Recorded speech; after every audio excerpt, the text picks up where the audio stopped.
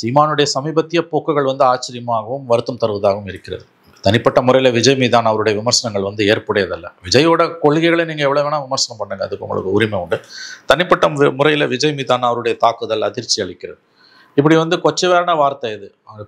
கூட வர கூட்டத்தை சினிமாக்காரனுக்கு வர கூட்டம்ன்றது சினிமாக்காரனையும் இழிவுபடுத்துறது, அந்த கூட்டத்தையும் இழிவுபடுத்துறது. எல்லாருக்கும் எல்லாம் தெரியுங்க. இந்த சமூக அமைப்பில் எக்ஸிஸ்டிங் பொலிட்டிக்கல் பார்ட்டிஸில் திமுக அண்ணா திமுக மீது மக்களுக்கு இருக்கக்கூடிய வெறுப்பு தான் இந்த கூட்டத்தை வெளியில் கொண்டு வருது.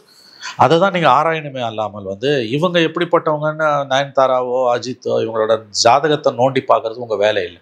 அது தனிப்பட்ட முறையில் ஒரு பொறாமை உணர்ச்சி விஜய் மீது இருப்பவர்களுக்கு தான் அது வரும். குறைச்சி யாரையுமே மதிப்பிடாதீங்கன்றான். யாரையுமே இழிவுபடுத்தாதீங்க. ஜனநாயகத்தில் ஒரு ஓட்டு தான் எல்லாருக்கும். உதயநிதிக்கும் ஒரு ஓட்டு தான், விஜய்க்கும் ஒரு ஓட்டு தான். உதயநிதி ஆதரிக்கிற திமுக காரனுக்கு ஒரு ஓட்டு தான், விஜய்க்கு ஆதரித்து விசில் அடித்து மரத்து மேலே ஏறானே அவனுக்கும் ஒரு ஓட்டு தான். ஜனநாயகத்தின் முன் எல்லாரும் சமம் தான்.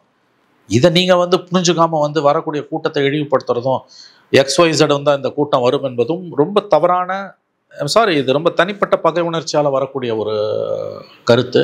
சீமானுடைய இந்த கருத்துக்கள் ரொம்ப அதிர்ச்சி அளிக்கின்றன.